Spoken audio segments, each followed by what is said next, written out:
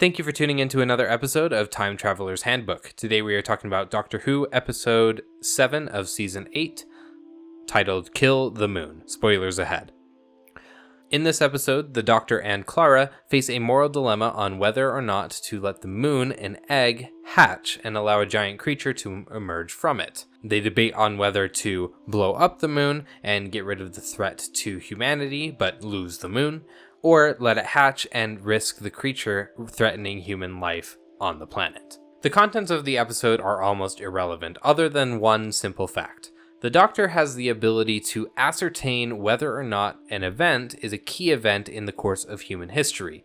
The Doctor knew that this event was a key event, but he was not able to determine which outcome was the correct decision for humanity, and thus, uncharacteristically, the Doctor decides to leave the decision up to Clara and the other humans to make, and just leaves.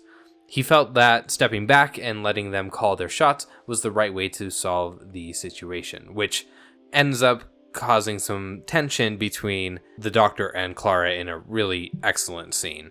There's a bit of ambiguity on whether or not the Doctor really did know what was going to happen with the moon, but it kind of makes sense that he doesn't. This basically defines for us what it means to create a key event. This is a moment when the future could branch in two very distinct paths, and the choice to blow up the moon or not blow up the moon is the key decider in which path they will take. Then, when the event does finally happen, the Doctor either reveals or has it revealed to him that this was the correct decision, that this would not result in humanity being threatened by the creature, but that humanity would be inspired by this and go forth and extend themselves even further into space.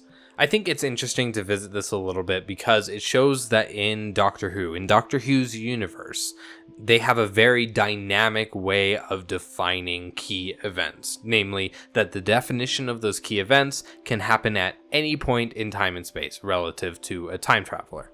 I just think it's an interesting thing to take note of, and I think it really helps us further define what is going on in the universe of Doctor Who.